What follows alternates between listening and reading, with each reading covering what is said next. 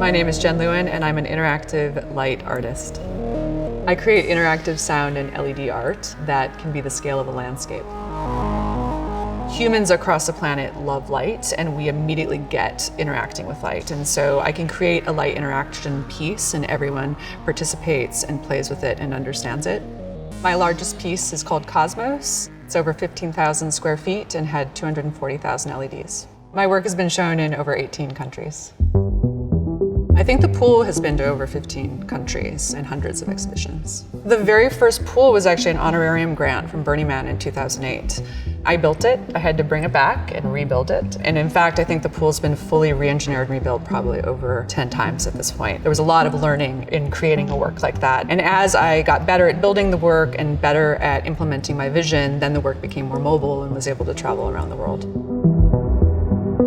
There's been something really magical about being on the team, moving the pool around, and seeing how in all of these really different places, everyone jumps in and plays. And when you kind of get down to the core behavior of humans in play, everyone plays the same way. Kids immediately get it, adults hesitate a little bit more. Everyone takes photos. But in the end, you sort of see this really amazing connectiveness between all of us, which is what the sculpture's about too. So to have the sculpture be about that and then to have it move around the world and to really see that has been special.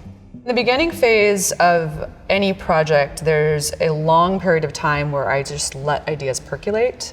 So I'll spend a lot of time actually flying through the site and analyzing the site in 3D. Kind of step one is being able to understand the space. At that point, then I come up with an idea, and then I don't actually sketch it on paper, I render it in 3D. Once we have a three-dimensional model, I sit down with my team and we start to figure out how to build it. It could be up to a year, 2-year inventive process of figuring it out, because it's almost never straightforward. How are we going to make it? What can we do? And so there's this amazing process of iteration and invention. We're building new circuit boards. We're trying to figure out what the software will be. We're writing software. We're testing things.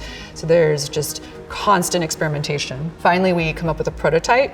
We all approve of the prototype, and then we go into fabrication. And in most of my works, that means you take the prototype and you make 1,000 of them. So there's a lot of fabrication, there's a lot of repetition. We assemble everything here in the studio. And then there's a testing phase where you have to test everything, methodical testing of every component, testing all the LEDs. You have final assembly, and then eventually you go to the site and you bring it all together. And I think that's the interesting thing about my process. It's really looking at all of the pieces and then figuring out how you can bring them all together. It's not just one or the other. So it's both the material, how the material is going to work with the circuit board, and then how the lighting is going to work within that. I love it. I think my favorite days are actually my software days where I get to sit and write code all day. I loved computers and programming from a very early age. I was part of an experimental program, a really awesome experimental program called Logo, where I learned to program in 3rd grade. But I was from a little bit of an earlier generation where you were supposed to pick. It was left brain or right brain. So you were supposed to be an artist or you were supposed to be an engineer.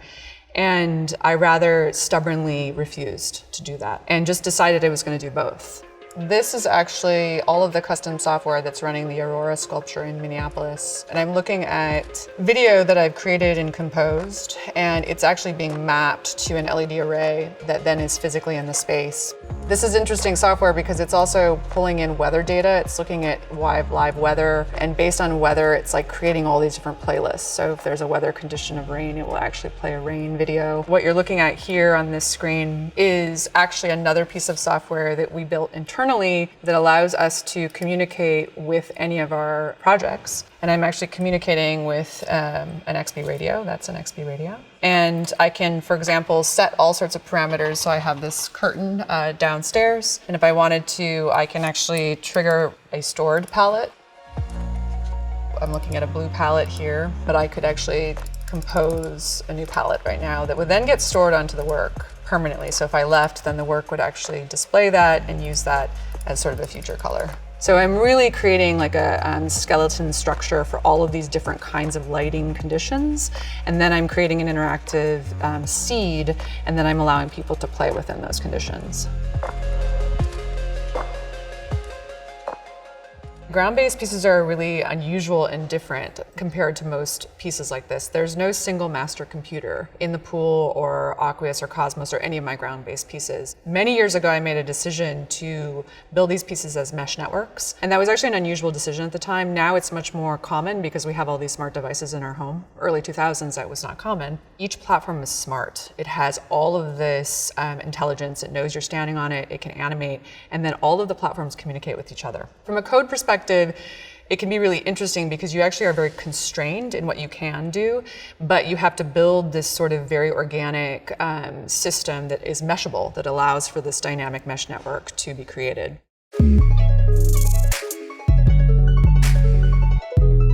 So these are some of the components that were used in the Aurora, which is a recent sculpture we installed in Minneapolis. You're just looking at some of the prototyping. We had to prototype in an aluminum ring form, so you can see one here that I've actually glued together to prototype. The final Aurora is built out of a welded aluminum form, and this is just a model of one hanging up here. But in the Aurora are thousands of glass bulbs, so it's actually what looks like a traditional glass bulb. It's just not wired, so it doesn't have any kind of incandescent wiring in it. And then we had this piece made. This is a custom acrylic piece that actually was injection molded. And then we built and designed these really cool LED rings, and they have a custom injection molded piece on it and 3 LEDs. The system is really interesting because basically you can attach a glass bulb and then you can screw on the LED on the back. And then all of these LEDs can chain together, creating thousands of them, but still creating this sort of transparent twinkle. If you look at it, you can sort of see through it.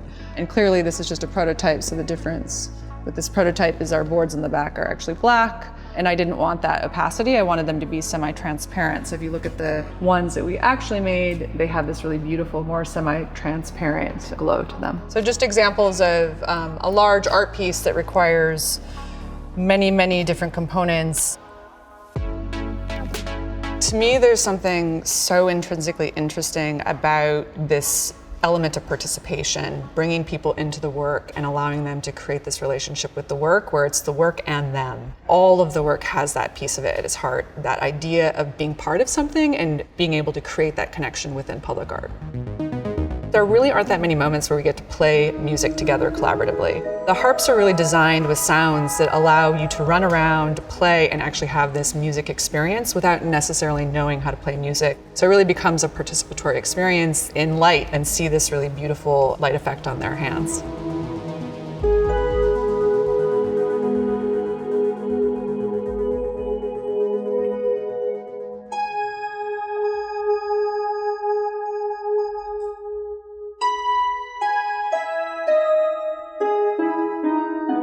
This is the guts of one of my newer laser harps. We have it out here, we're prototyping it.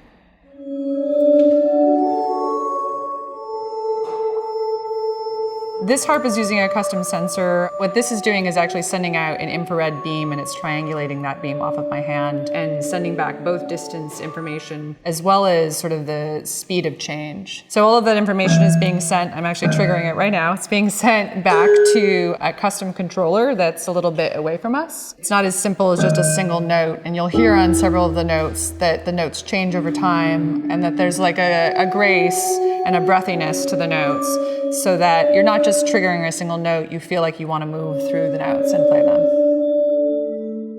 All of my work has an Easter egg in it, which means there's some sort of component that if you trigger and find will affect other components. In the case of my laser harps, there is a laser which we call the magic laser, and if you trigger that laser, you'll change the sound. So right now you can hear these kind of smooth and ethereal sounds, but if I hold this particular laser, I know which one it is. I've changed the sounds. So by holding it for that extended period of time, the sounds have changed. In my ground-based pieces, there's usually a magical platform that when you stand on will change the entire color palette for the rest of the sculpture. This is going actually to a playground. I build what are called magical harps for the Magical Bridge Foundation, which creates accessible playgrounds. So it goes into a playground that's really meant to inspire kids of all ability to be able to play and create music. The hardest aspect to learn of all of my work has been the hardware. There's so much of building hardware that just comes from a lifetime of building hardware, and I'm going to be learning forever. Over time, the tools have become so much more sophisticated. So our circuit boards have shrank in size. Almost everyone who starts building hardware starts on breadboards. This is a breadboard example of the second laser harp I ever made, and it's programmed with a PIC microcontroller. Looks like the microcontroller actually popped out. In the end, it only took me a few days to assemble. It took me months to figure out and learn how to make. I was just learning electronics, and so I actually had to really figure out how everything was going to work. I had to do all the math and computation to understand how the circuit was actually going to function. Things change. This is one of the OG prototypes for one of the first pool sculptures. I like to keep it around. Very scary looking for me, but this is one of the internal pieces. All of this was hand built, hundreds and hundreds of hours of actually soldering because we made hundreds of these, all handmade. And then, of course, something like this has become much more elegant. I don't have components on this, but much smaller, more elegant boards. And actually, everything you see here, plus probably 10 times as much is done now on this board, which looks much cleaner. So this is indicative of either my temporary or permanent work. We have a custom circuit board that's a wireless networkable component. There's obviously a power supply. Right now we're testing everything and making sure that it's ready. We're burning in our LEDs and keeping them running for several weeks. Once we know that this is a go, we'll then go through the process of waterproofing it. We experimented a lot with coatings. We've used a lot of different kinds of coatings. Now we actually pot all of our electronics, which essentially means we fully encase them in a particular type of resin. So they're bricked, per se, in resin. And then we test them by actually sitting them in water or soaking them in water for days. We've actually had tests where we've had pieces submerged for a week, and then heating up the water and cooling the water and dealing with temperature changes that might also affect something that's wet. It's no small feat to make a sculpture with hundreds of electronics that you jump on, and a sculpture that can be rained on and snowed on and deal with really, very interactive behavior. The first time I saw people interact with my work, I had this sort of surprised moment because up to that point I'd been so caught up and so focused on the technology and making the technology work that I really hadn't stepped back to sort of see how joyful the piece could be. I wanted something integrated. I wanted something kids liked and grandparents liked and different cultures liked. I feel inclined to want that and desire that, and I want to see pieces in community that truly engage with community, and community is diverse. To create public art and to create these places and to affect space requires, or I think it requires, having the desire to bring everyone together. To me, public art at its best can really create a sense of place. And a sense of place is really important. It's how a community aligns with where they live. It brings in other people and it really connects those living in a place with where they are. I hope that young people play with technology more, and I want to see more artists working within this medium. Artists making dynamic, connected, high-tech, beautiful artwork.